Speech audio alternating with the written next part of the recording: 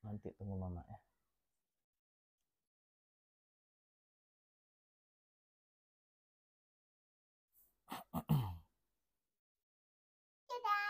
Oke.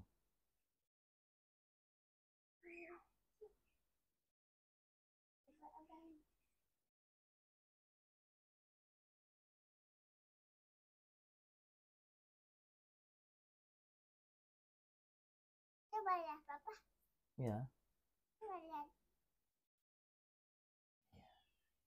Bagus. Ini kayak papa. Kasih. Ikan. Emang ikan.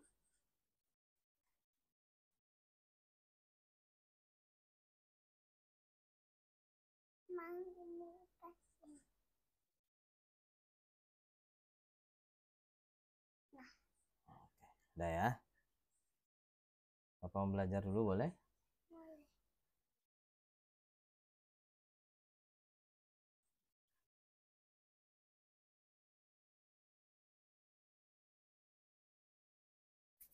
Coba lihat papa. Ya. Kayak bang. Aku kayak bang. Iya. Assalamualaikum warahmatullahi wabarakatuh. Kembali lagi ke live streaming saya. Masih dengan latihan IELTS online. Tapi kali ini berbeda teman-teman. Insya Allah kita akan live selama 3 jam ke depan. Ya, jadi kira-kira sampai jam 5.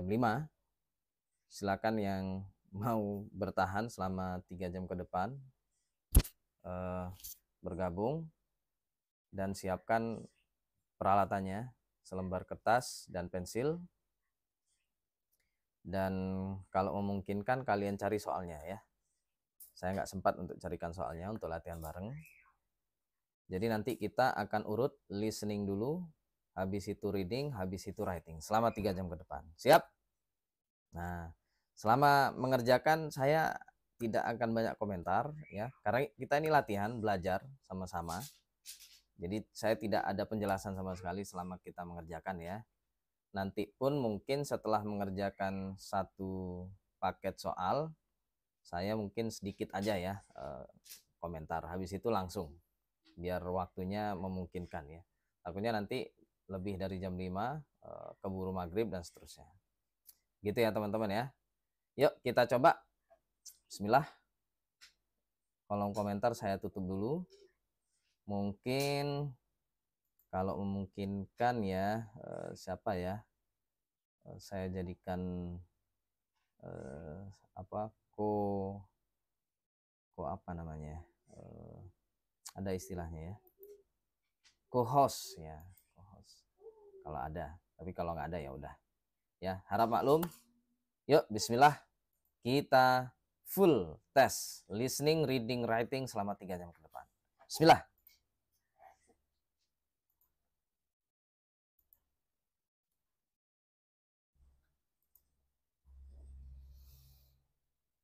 Okay.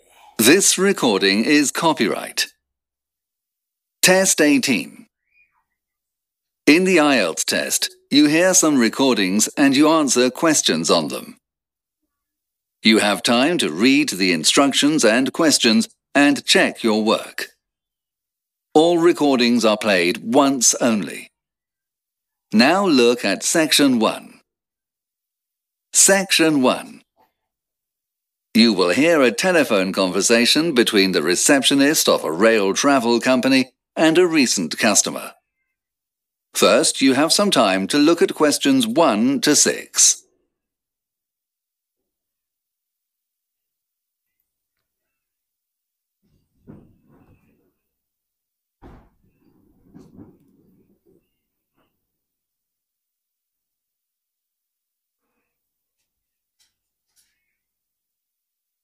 Now we begin. You should answer the questions as you listen, as the recording is not played twice. Listen carefully to the conversation and answer questions 1 to 6. Good morning, East Coast Rail. How may I help you? Yes, hello. I left something on a train yesterday. I got this number from the internet. Is this the right number to call? Yes, it is, madam. I can certainly help you with that. I just need to take your name so I can fill out the lost property form. It's Helen Flynn. That's Flynn. OK, I've got that.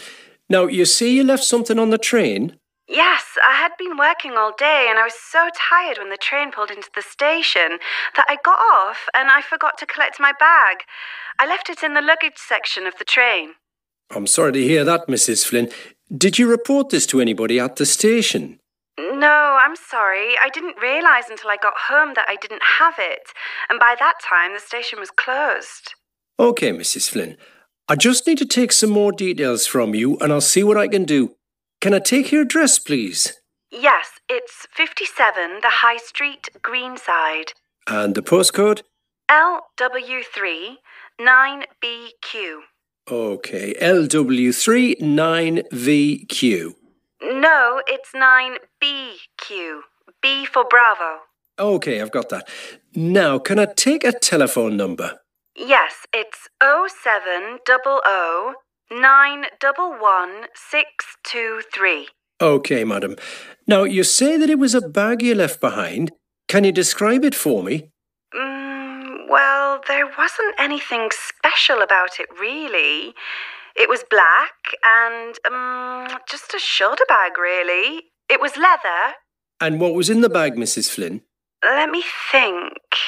It was my college bag, so there were some books, papers, pens and stuff. Oh, and also my umbrella. OK, I've got all of that, thanks.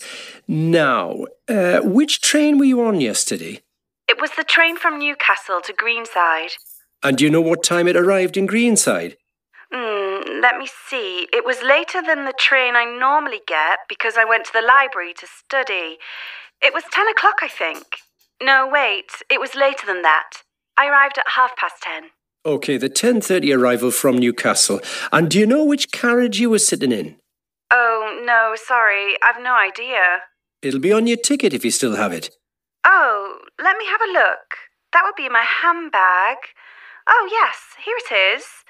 I was sitting in seat 26, carriage 6. OK, great. I've got all the details I need now. Before the conversation continues, you have some time to look at questions 7 to 10.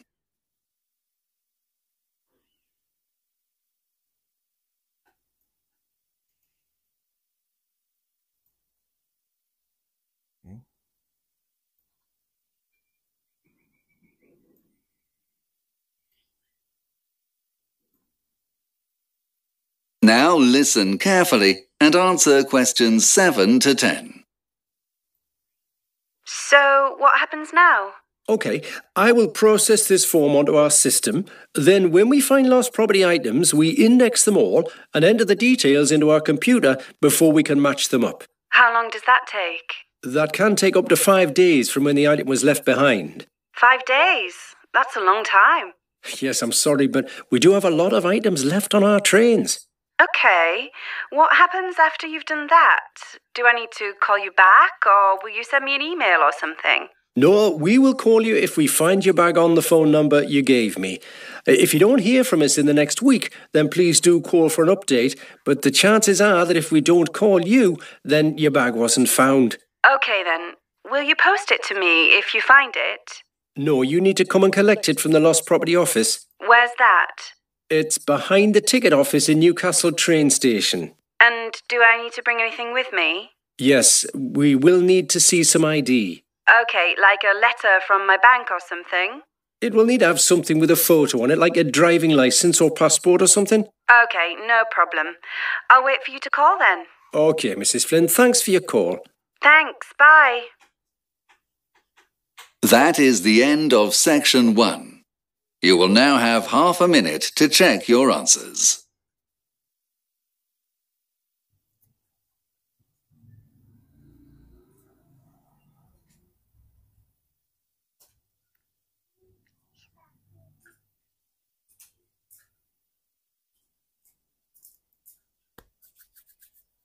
Lumayan, aksennya saya familiar ya, jadi lumayan. Dan ngomongnya juga nggak terlalu cepat sih. Clear gitu. Now turn to Section 2. Section 2. You will hear a guide at the Museum of Food and Drink giving a talk to some visitors. First, you have some time to look at questions 11 to 14.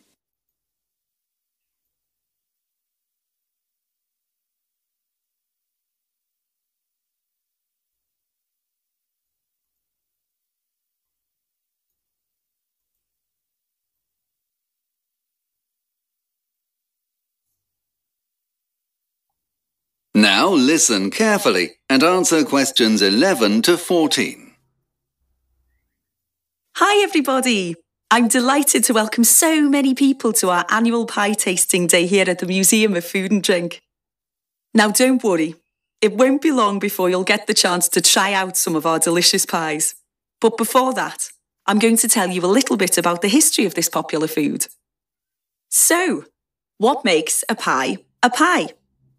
Nowadays, we sometimes use the word to refer to savoury pies with a potato topping, such as cottage pie. But strictly speaking, a pie consists of a savoury or sweet filling, which is encased in pastry. Pastry itself can be defined as a mixture of flour, water, and some kinds of fat. This mixture, when baked, forms a hard crust round the filling. There is evidence that a dish similar to a pie was made as long ago as 9,500 BC. Our Stone Age ancestors seem to have baked a mixture of cereals, such as oats, wheat, or barley, with a filling of honey over hot coals. However, this doesn't qualify as a proper pie since it did not include pastry. The ancient Egyptians, Greeks, and Romans all produced a kind of pastry, and it is arguable whose came first. However, pastry was certainly known and used in different areas of the Eastern Mediterranean over 3,000 years ago. Before the conversation continues, you have some time to look at questions 15 to 20.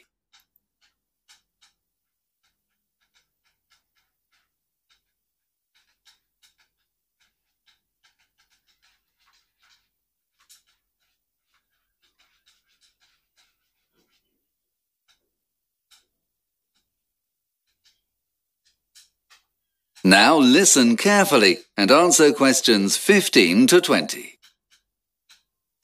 The fat in ancient Greek and Roman pies would of course have been olive oil. The Romans were particularly fond of pies that contained oysters, mussels, and other shellfish. Later in Roman times, a pie called placenta became popular. This dish consisted of several layers of dough interspersed with cheese and honey. Sounds delicious, doesn't it? With the Roman conquest, the recipe for pastry travelled into Northern Europe, where olive oil was not available. The fat content of the pastry was replaced with solid fats, lard, or butter. The ensuing pastry was more flexible. It could be rolled and moulded, and this resulted in the true pies we know today. I'm going to jump forward several centuries now and talk about the pies of 14th century Europe. Now, I'm sure you are familiar with the old nursery rhyme. Sing a song of sixpence, a pocket full of rye. 24 blackbirds baked in a pie. When the pie was open, the birds began to sing. Wasn't that a dainty dish to set before the king? However, you might not be aware that for many years, it was extremely common to have creatures emerging from these animated pies when they were served, in order to entertain important dinner guests at feasts. The creatures weren't really baked, of course. They were inserted into the crust to be released when the crust was cut. In fact, 24 blackbirds is pretty tame, actually. It was quite common to have anything from rabbits, frogs, turtles, and even small people sealed in pies. And there is documented evidence that the French nobleman, the Duke of Burgundy, had 24 musicians entertain his dinner guests from the inside of a giant pie during a banquet in 1454. At this time, pies were known as coffins. Strictly speaking, a coffin was a tall, straight-sided pie with a thick, tough pastry. This was not generally eaten because it was so hard. The point of the crust was to preserve the meat inside. This was particularly important on long sea voyages where fresh meat was not available unless live animals were brought on board. Finally, I'll mention the mince pie, a popular food for British people in the days leading up to Christmas. This pie dates back to the 13th century, when exotic spices and fruits were brought back from the Middle East. In the past, they contained a mixture of meat, fruit, and spices, but nowadays, they tend to only contain sweet ingredients. Interestingly, eating mince pies was forbidden during the English Civil War in the mid-17th century. At this time, the indulgences and frivolities associated with Christmas were not accepted by the authorities. Pie eating was done in secret until the ban was lifted 16 years later in 1660. Right, well, I think that's enough background. Should we get on with the tasting now? You will now have half a minute to check your answers.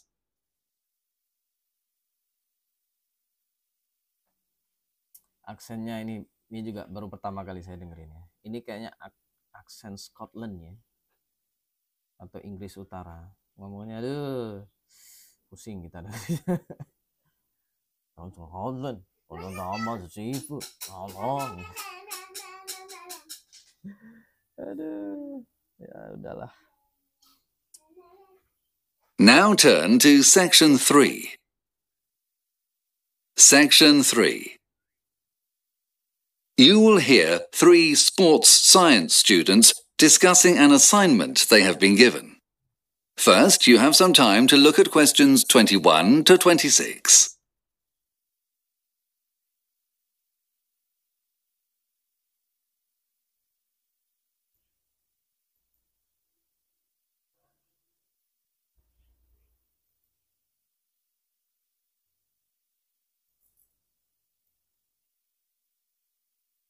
Now listen carefully and answer questions 21 to 26.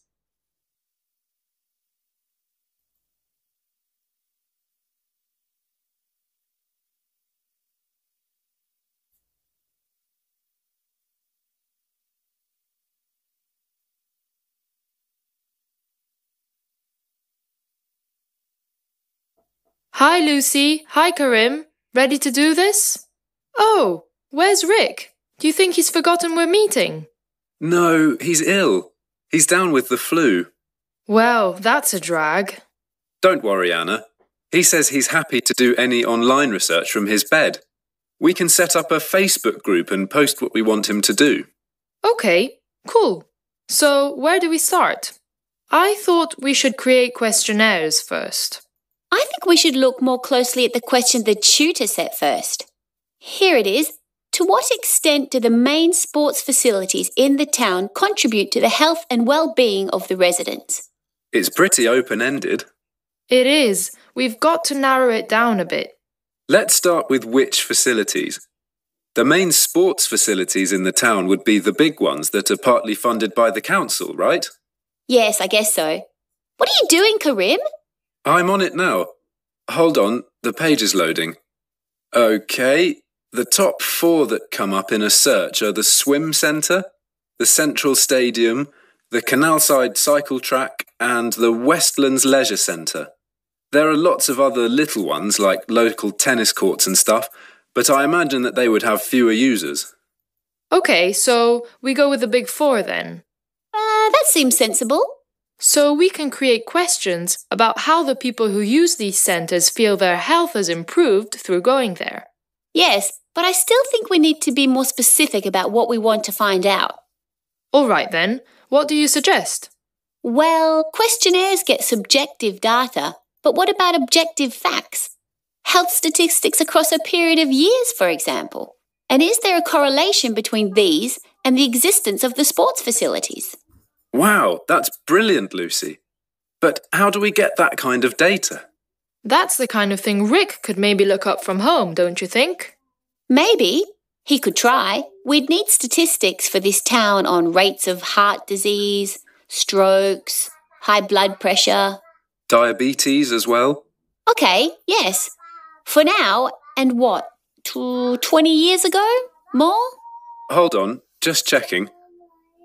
Okay, all the sports facilities except the cycle track, which is recent, opened 30 or 35 years ago.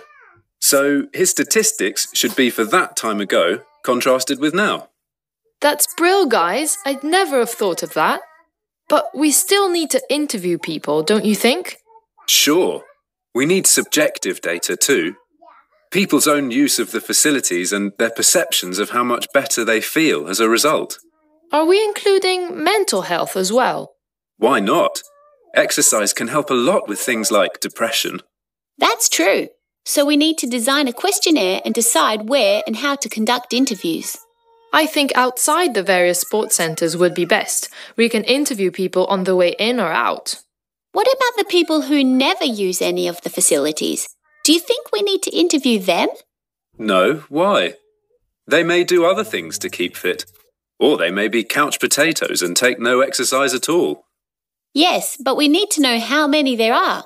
If only 10% of the population ever use the sports facilities, then they obviously don't contribute much to all the residents' health and fitness. OK, let's add that to Rick's list of stuff to look up then. Look, my head's spinning with all this, guys. Let's recap on what we're doing and when and how. Sure. Before the conversation continues, you have some time to look at questions 27 to 30.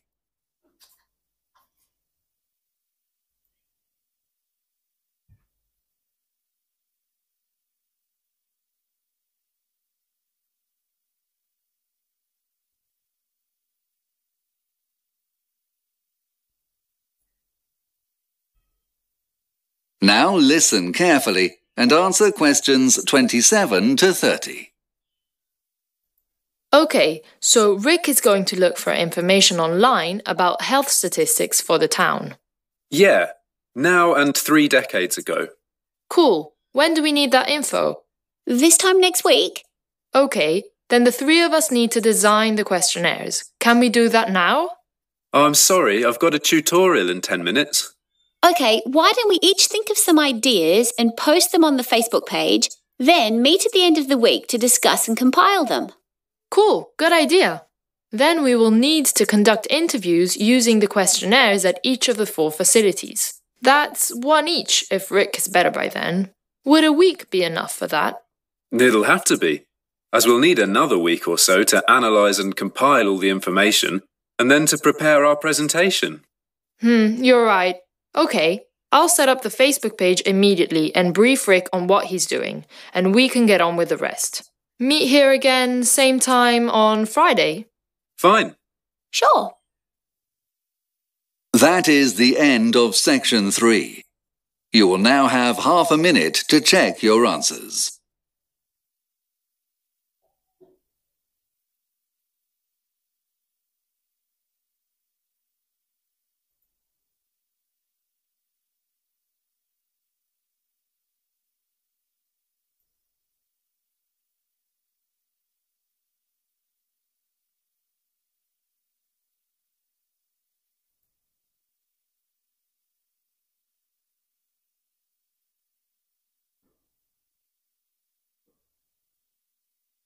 Now turn to section 4. Section 4. You will hear a lecturer delivering a talk about an innovative architectural design. First, you have some time to look at questions 31 to 36.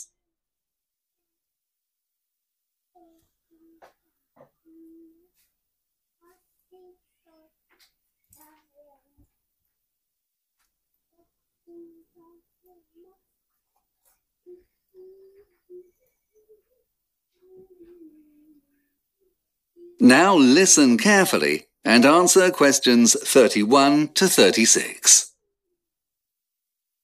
Welcome to the third in our series of lectures on innovative urban architecture. Today I'll be telling you about an award-winning pair of tall buildings called Bosco Verticale, or vertical forest, which are in the Italian city of Milan. First, however, let me recap on some of the themes we have been studying, and then I can present this project's response to some of the typical problems of modern urban planning. We have seen that, in the face of burgeoning population growth and increasing urbanization, cities have begun growing upwards instead of sprawling ever further horizontally. While this solution preserves greenbelt land around cities for agricultural or recreational purposes, it results in what are sometimes described as concrete jungles. In densely populated areas of high-rise buildings, people can feel alienated through the lack of contact with nature.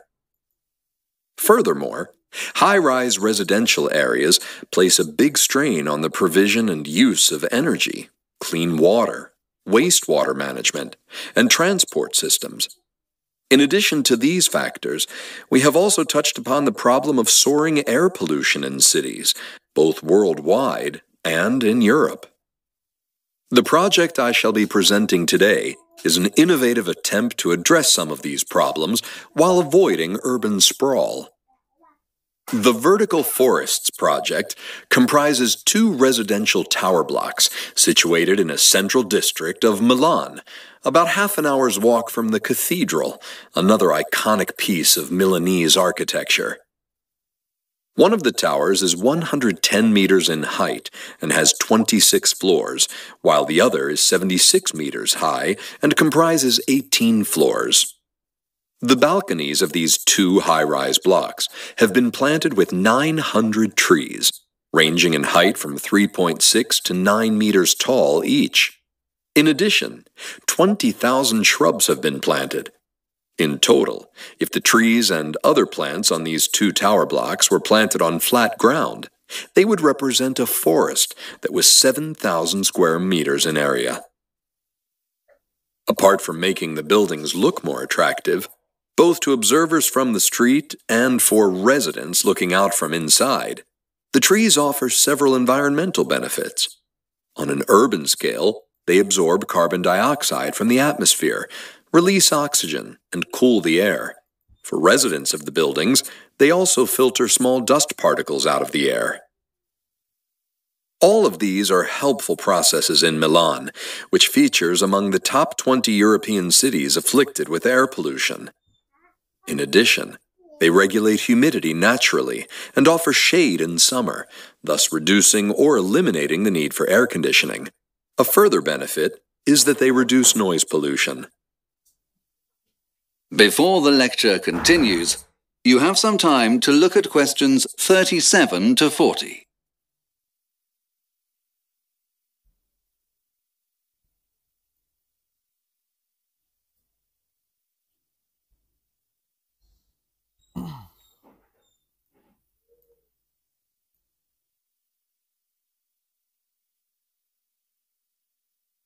Now listen carefully and answer questions 37 to 40.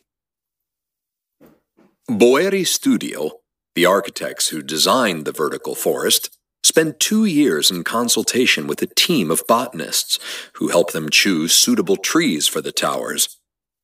They selected trees and other plants suited to the local climate in Milan, but chose a range of species depending on their position on the building, so that plants that require less sunlight are on the north facades, for example.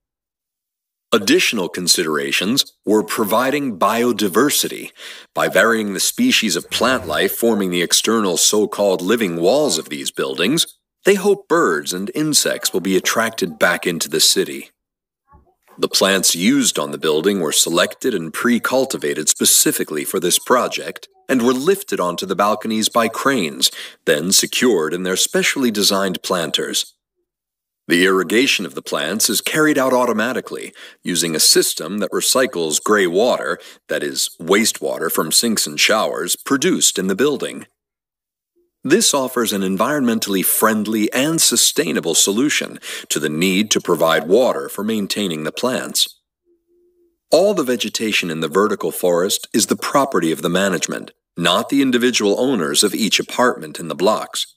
The management team at the vertical forest are responsible for all maintenance of the trees and shrubs, and the owners are not allowed to interfere in any way.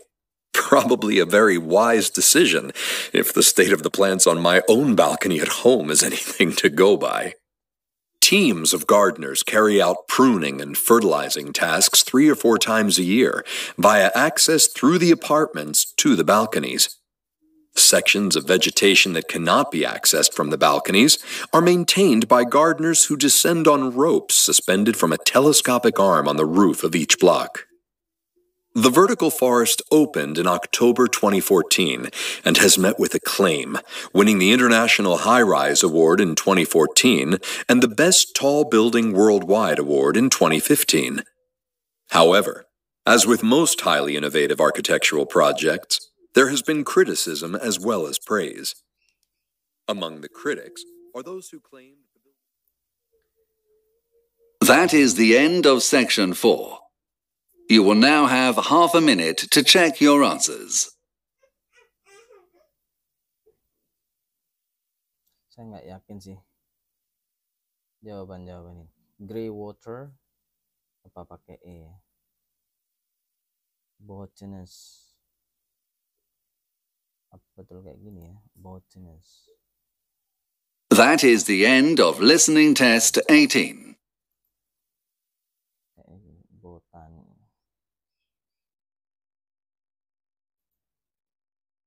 Gini.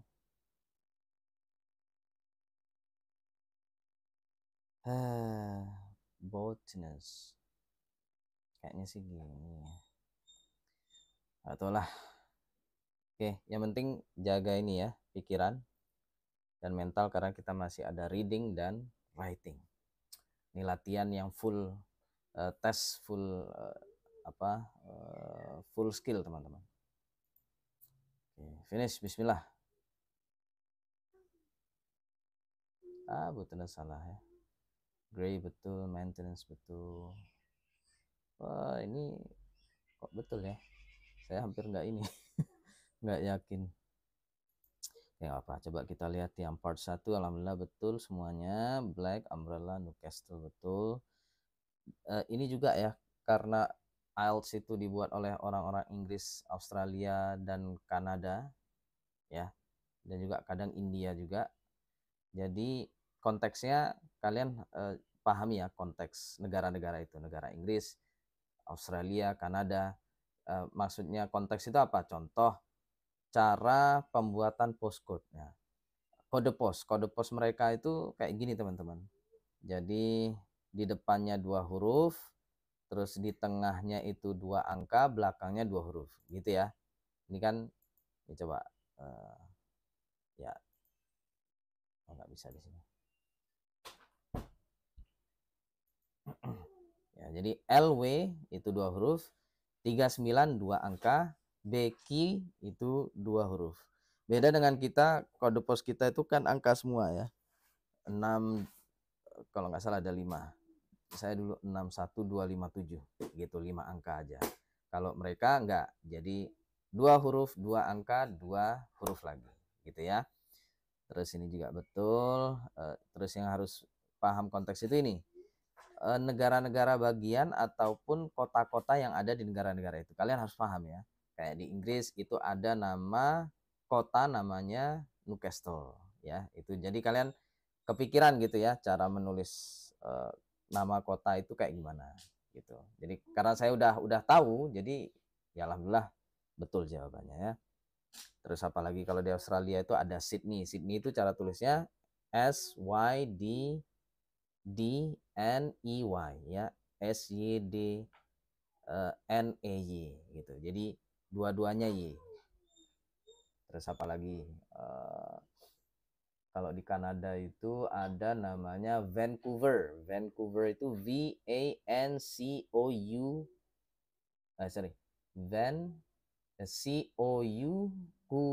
VER ya, kayak gitu. Jadi kalian harus paham. Wah, ini betul semua ya, alhamdulillah. Ini kalau foto aja betul nggak? Nah, ini saya tadi hampir saja salah. Saya tadi awalnya nulis foto, cuma kan secara grammar ini nggak pas ya. Jadi kalau ada kata benda sebagai objek, itu kemungkinannya harus cuma ada dua, apakah plural atau singular ya. Kalau plural itu udah harus dikasih s, terutama ini untuk countable noun ya. Countable noun itu kayak foto itu kan bisa dihitung. Uang uang itu nggak bisa dihitung, jadi dia uncountable ya. Contoh, how much money do you have? $5. Oh ya, dollarnya itu harus pakai s gitu ya. Kalau a dollar itu nggak boleh pakai s. Jadi harus jelas ya. Kalau singular berarti harus dikasih apa ini namanya, artikel ya, artikel atau determiner ya. A, an, atau the, itu harus ada ya teman-teman. Alhamdulillah ini betul semua untuk part 1. Nah ini saya, ini karena logatnya logat Scottish ya, Scottish accent, jadi nggak jelas. Habis pastry apa gitu ya. Pokoknya feeling ya, and a feeling. Oh nggak dengar saya. A pie consists of savory of sweet or sweet filling which a savory or sweet filling. Fillingnya ini saya nggak dengar. Which is encased in pastry. Tadi pastry-nya udah disebutin ya. Filling, harusnya filling ya. A savory which can be savory or sweet. Oke deh. Filling itu isiannya ya. Ini juga saya nggak dengar ya. Fat, a type of fat. Ini gimana ngomongnya ya? Coba ya kita ulangi sebentar ya. Food and drink. Now, to welcome so many people to our annual pie tasting day here at the Museum of Food and Scottish Drink. Ya, atau apa? Ini bukan Cockney. Ini Cockney nggak sih? Atau apa ya? Ini Scottish lah kalau yang saya tahu. Kayak logatnya siapa ya yang kayak gini? Kalian kalau tahu yang main X-Men muda, yang X-Men, yang jadi Profesor X-nya itu siapa namanya? Atau ini kalau kalian nonton film Glass itu bukan Glass ya, sebelum Glass itu ada, oh ya betul ya, Split ya, sebelum Glass itu ada Split. Ini yang main ya, James McAvoy ya, James McAvoy. Coba ini kalian biar punya ini ya namanya apa itu teman-teman, biar ada background knowledge-nya. Nggak apa ya, kita sedikit pembahasan lah sebelum ini. Oke. Relax, ini Rizal. Relax ya. Susah mau relax ini karena harus ini. Ada anak juga ya. Jadi nggak bisa ini fokus. Ini coba dari Glasgow ya. Ya, Scottish. Dia ngomongnya kalau yang asli, dia kan kalau di film-film itu tergantung settingnya ya. Settingnya mungkin di Amerika gitu. Dia pakai aksen Amerika. Kalau di Inggris pakai aksen Inggris. Kalau di ini apa? Kalau aksen aslinya itu Scottish teman-teman. Kalian dengerin aja ya. Ya kayak gini lah cara ngomongnya. Susah banget ya. Ini fat betul. Cereals ini salah ya. Oh, honey was filled with honey. Tadi gimana ngomongnya? Don't worry, it won't be long before you'll get the chance to try out some of our delicious pies. But before that, I'm going to tell you a little bit about the history of this popular food. So, what makes a pie a pie? Nowadays, we sometimes use the word to refer to savoury pies with a potato topping, such as cottage pie. But strictly speaking, a pie consists of a savoury or sweet filling, which is encased in pastry. Pastry itself can be defined as a mixture of flour, water, and some kinds of fat. Fat. Oh, fat. Ya, saya nggak kebayang tadi fat itu kan lemak ya. This mixture, when baked, forms a hard crust around the filling.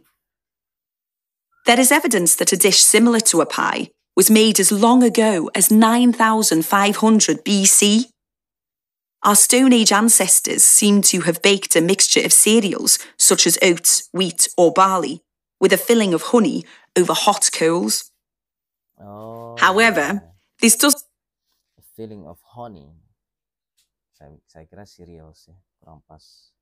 Wah, ini betul ternyata. Padahal ini agak-agak ini ya, ngawur gitu ya. Ini salah ini. Ini gimana coba? The Roman conquest, the recipe for pastry traveled into northern Europe, where olive oil was not available. The fat content of the pastry was replaced with solid fats, lard and butter. The ensuing pastry was more flexible. It could be rolled and molded, and this resulted in the true pies we know today, or true pies. Oke, Mens ini juga salah, animated ya. Coba ngomongnya gimana? Saya kurang jelas sih yang ini tadi. No, I'm sure you are familiar with the old nursery rhyme.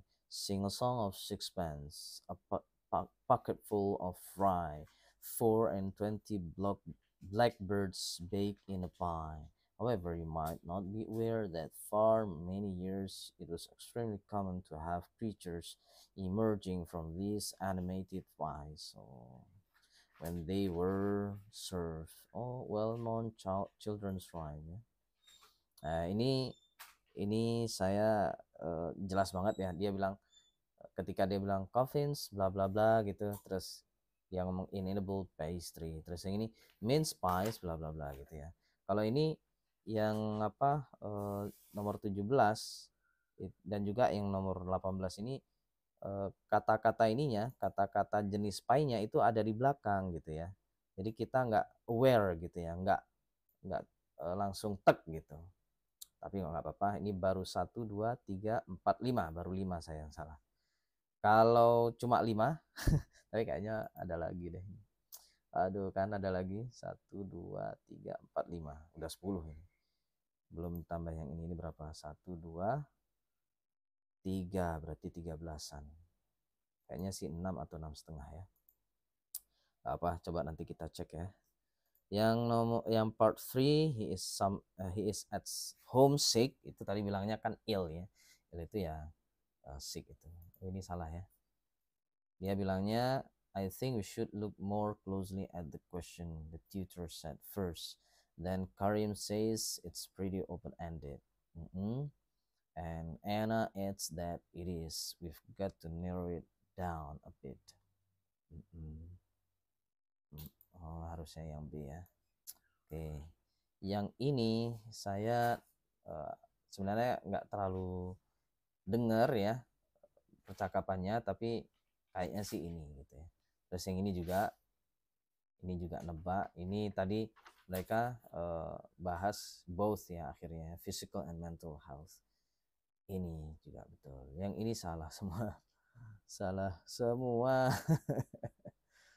Ini coba kita lihat. Harusnya I itu apa? To look for information online about health statistic. Right? Itu apa ya? Research health statistic. Oh. Iya, research health statistic. Bukan E ya. Kalau E itu apa? Compile. Kalau matching huruf kayak gini, itu biasanya ya salah satu salah semuanya. Yang ini B, we will need to conduct interviews. Ini kelewatan ya saya nggak paham apa jawabannya yang mana yang betul. Kalau yang nomor 4 saya lumayan dengerin, cuma ternyata yang betul yang D. Ini betul, ini juga betul. Ini juga betul. Yang ini coba nih, botanist. Oh, nggak perlu E ya. Botanists. Ya. E-nya nggak usah. Species ini salah. They selected trees and other plants suited to the local climate in Milan, but chose range of species depending on their position and the position at each plant. Oh iya. Yeah. On the building. Oke, nggak apa. Coba kita lihat dulu sebelum kita lanjut ke reading, teman-teman. berapa ya nilainya? 6,5 lumayan ya, 6,5 masih bagus lah. Oke, lanjut sekarang reading.